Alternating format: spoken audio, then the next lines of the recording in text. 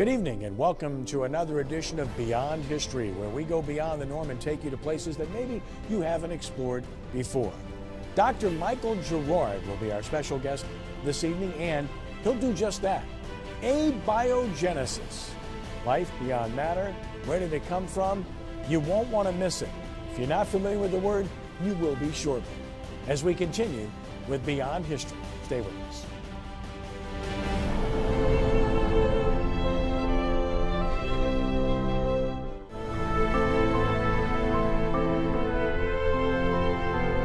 Welcome back to Beyond History. Ken Trahan with special guest Dr. Michael Gerard.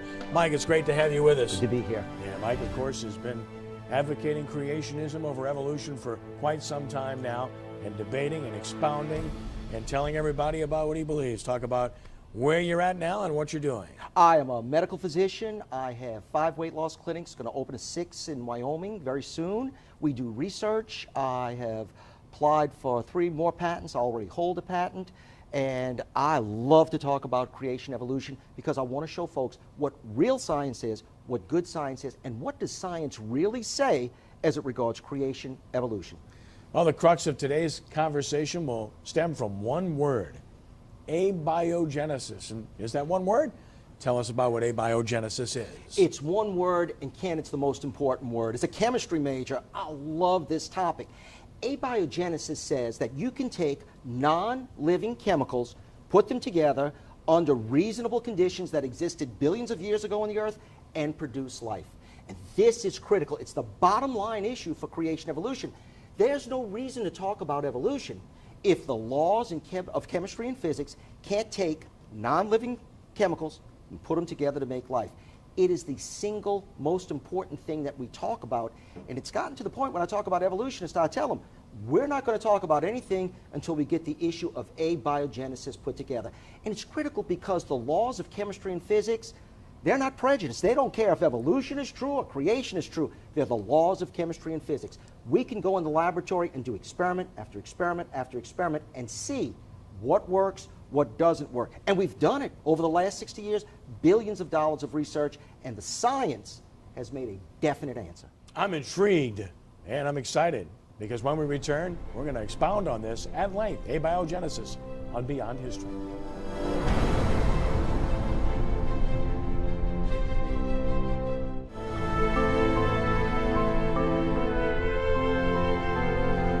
Beyond History continues. Ken Trahan with Dr. Michael Gerard. Abiogenesis. Sounds like 3 words. There's an origin there. They're combined.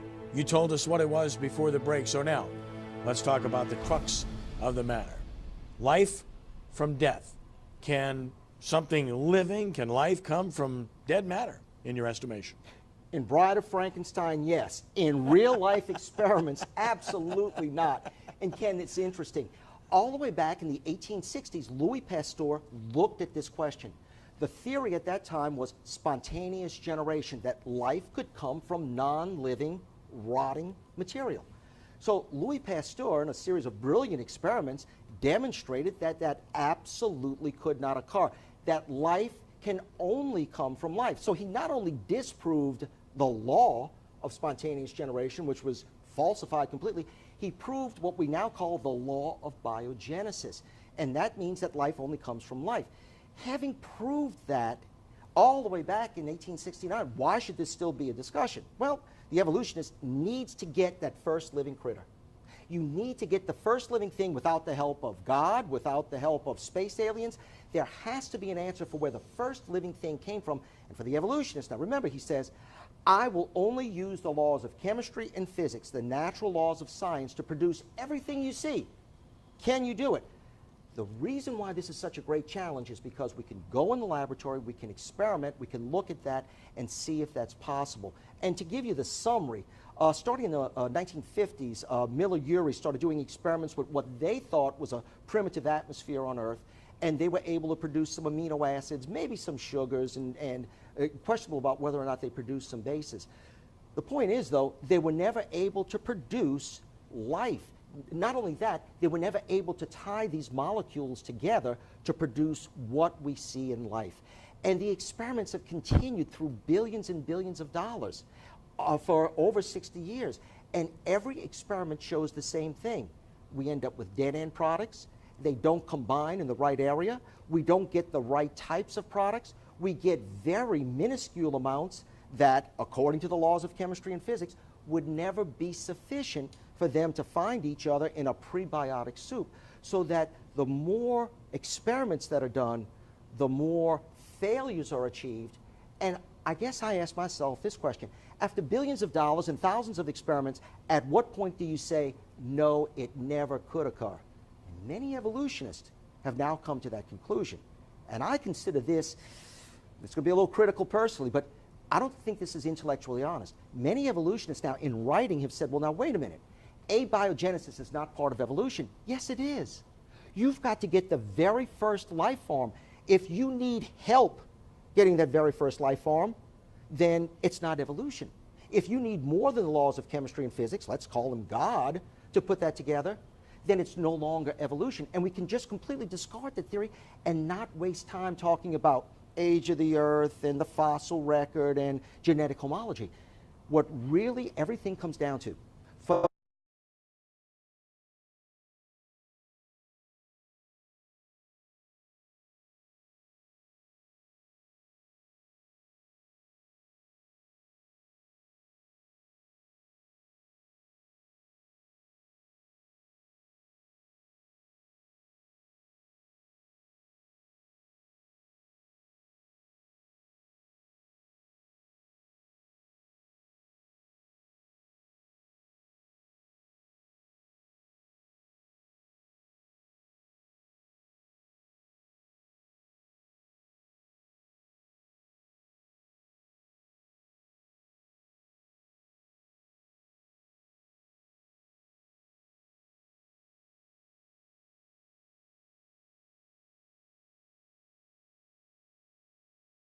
problem, they will avoid the topic completely. And so often when you say, well, now, let me ask you this then.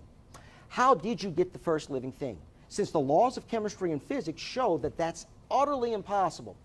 And he'll look at you with a straight face and say, well, it's not part of the theory of evolution. Rather, that's something that the theologians and the philosophers have to answer. Well, wait a minute. You told me you didn't need God, and now you're appealing to the theologians? It sounds like you're calling upon God to pull you out of a scientific dilemma that you've proven to be a bridge that you can't cross.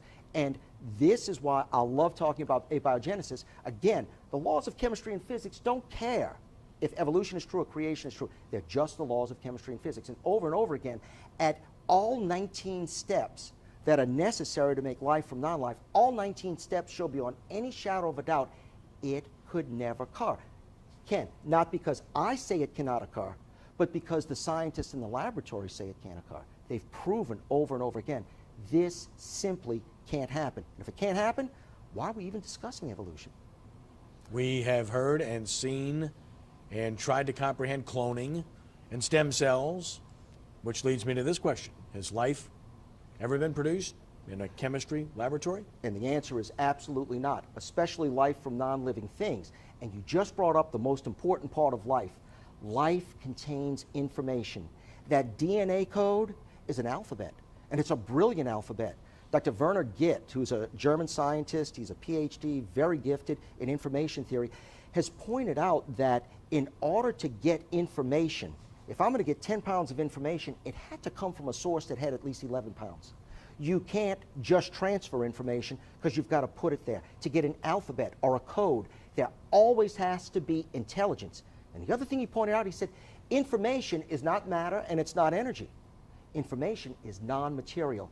What we find in the DNA code is the greatest information storage facility known to man. Billy Preston once sang, nothing from nothing leaves nothing. If you start with nothing, you have nothing. You have to start with something. You have to start with something, which again is a law of science that says there's always cause and effect. We have a lot of scientists that say, well, maybe we can start with nothing, but just common sense tells us that never occurs. Billy Preston also had a song called That's the Way God Planned It. Exactly. You subscribe more to that one. That one says exactly what we see. Right. And so we progress and we move forward, and the debate continues on a continual basis. And there doesn't seem to be a conclusion to this anywhere on the horizon, unfortunately. You know, I don't know how to convince an evolutionist that the laws of chemistry and physics, which he adheres to and which he considers to be so critical to his theory, show beyond any shadow of a doubt that his theory simply cannot work. It's very difficult to sit there with an evolutionist and talk to him about information and how do you get information into living systems, because they'll go back to other aspects of information theory that don't deal with that at all. But the truth of the matter is that what separates those living biomolecules, DNA, RNA, the different proteins in our body, is that they have an alphabet, amino acids or nucleic bases, that spell out designated functions and structures. They carry a message. They have grammar, they have syntax, they have meaning, and a word that the evolutionist doesn't want to talk about, they have purpose.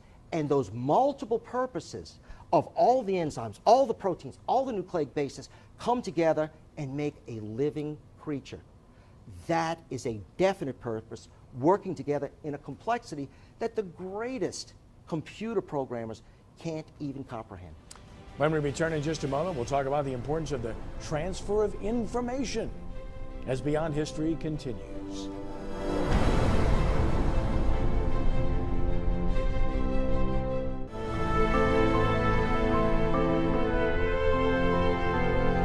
We continue our discussion of abiogenesis. Ken Trahan with Dr. Michael Gerard. And Michael, in the midst of the discussion, one of the things that is clearly of great importance, and I want you to tell us why it's important, is the transfer of information, how we're able to obtain what has come before us and how to utilize it moving forward. And Ken, that really does become a prime issue, because what separates biomolecules and living systems from just regular molecules is that they contain information. They're put together in an alphabet, they have a definite grammar, a syntax. It's a code, if you will. You can never, and this has been shown over and over again experimentally, you can never get information spontaneously out of just matter or just energy. There was an experiment done and calculations formed by Thaxton, Bradley, and Olson, who wrote the definitive book on this, The Mystery of Life's Origin. And they said in order to turn water into ice, it takes 1.4 kcals per mole of energy. In order to form a DNA molecule, it takes 30 million kcals of energy. Energy is not the answer. That molecule of DNA can't hold 30 million kcals. The chemical bonds dissolve. When you need information, you need information. There's no substitute for it. Transferring that information, we know, requires that it come from a sender who has more information, because he needs not only the information to put into the system, he needs a way of devising the code, the information on how to put the code together to put in the system. It takes matter and energy to hold the information, and it has to have meaning. It has to be purposeful. Now, the medium, the matter that contains the message, doesn't care if it's meaningful or not. It just holds the message. But at the other end, there has to be a recipient who can translate that information and put it to a purposeful use. So now you've got more information that's required in the system. So there's this requirement where you have this enormous amount of information, not just in our DNA, but in all living things, that there is a sender who has more information, and he needs a little bit more. And that sender had to get that information from a sender who had a little bit more information, who had to get it from a sender who had a little bit more. And you keep going back infinite regressions to a sender that had infinite information. Well, rather than having multiple senders, you can condense that into one sender who knows everything and who put the information in there to begin. Transferring information always results in a little bit of loss of information. So throughout thousands of years, we're not getting more information, and we see that. What we see is that we continue to lose information, but the system is so good, it can repair itself, and there's enough redundancy built into the system that living organisms can still read the message and produce the necessary proteins, hormones, enzymes, etc., to make a full living function. And again, I want to emphasize this. It's not that you just have a sentence. It's that you have an entire book that conveys a message and works together to make everything work. But with information, there always has to be a source of greater information to get the information into the system. What are the conditions for the start and, for that matter, the continuation of life? The continuation of life is what we see right now. We can continue that as long as we have the information already set up. When we look at a prebiotic world or the prebiotic soup in billion-year Earth, then the evolutionist would have to say, how do I get my chemicals to come together? He would need a reducing atmosphere. Why? Because if there's any oxygen in the system, it will destroy the products you're trying to create. Well, excuse me, just about every living creature needs oxygen. Furthermore, ultraviolet radiation from the sun would destroy all the product that you create. Thaxton, Bradley, and Olson point out that you would end up with an oil blob on the top of the ocean about 10 meters thick. But the oxygen to block out that ultraviolet radiation, an ozone layer, would destroy the chemical reactions. So I need the oxygen to preserve what I'm making, but if I put the oxygen in, I stop making it and destroy what I made. It's a catch-22 in the system. People have noted also that in living systems, we use certain types of molecules in proteins, and we use certain types of molecules in nucleic acids and DNA and RNA that have what we call chirality. In other words, they have a left-handed and a right-handed side. And in all living systems, every protein contains only left-handed amino acids. Now, if you go in the chemistry lab, you never produce pure left-handed amino acids. Right. You only produce a 50-50 mixture. How could you select one over the other billions of years ago in a prebiotic soup? And the answer is, chemically, that's impossible to do. And I'll tell you a quick story.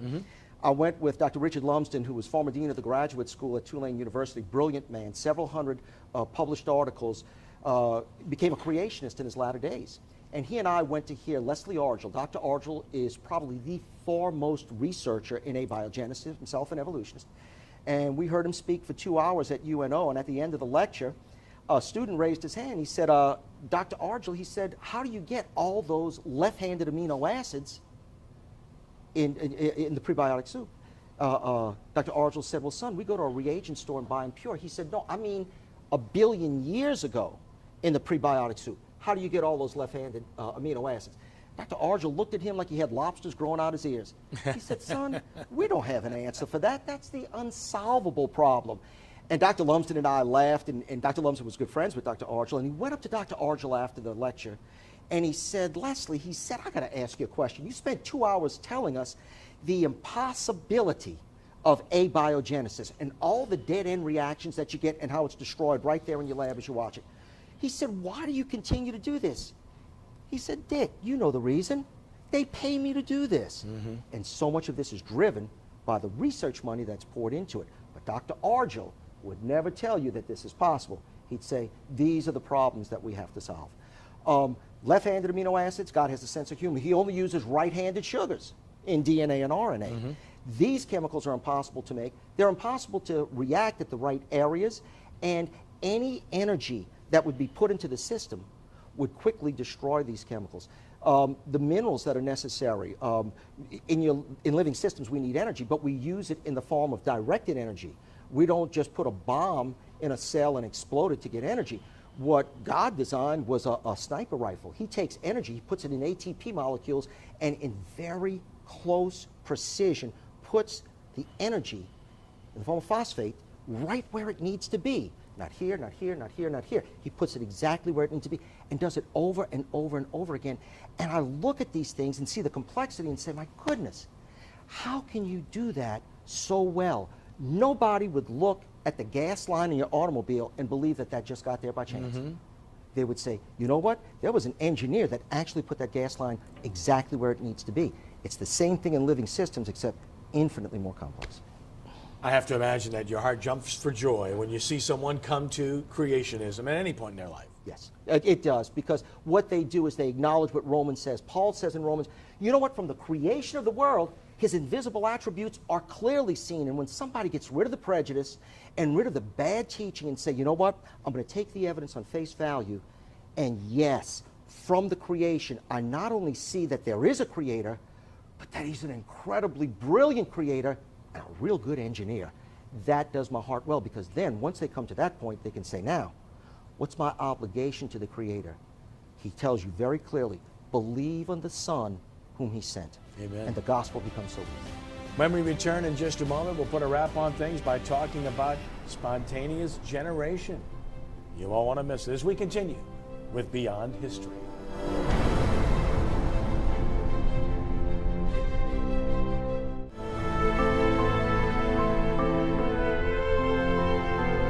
Final thought, Beyond History, Ken Trahan, Dr. Michael Gerard. And Mike, can life come from spontaneous generation? And the answer is absolutely no. Ken, if that was true, I wouldn't be buying crawfish and crabs every Friday. I'd just wait for them to fill up again. Louis Pasteur, 1869 proved life only comes from life. This has been shown in the chemistry lab. In the last 60 years, with billions of dollars, you can only get life from life. And the giver of all life is God himself, and the giver of eternal life is his son, Jesus Christ. What more could you want? From Chalmette to North Carolina to eternity. That's a pretty good equation, right, brother? That's the best equation I've heard. Dr. Michael Gerard, what a pleasure. Thank you for being with us, and safe travels back, and continue to share the word everywhere you go, my friend. That's going to do it for this edition of Beyond History. We hope you'll join us next time. Until then, I'm Ken Trahan for Dr. Michael Gerard. God bless you.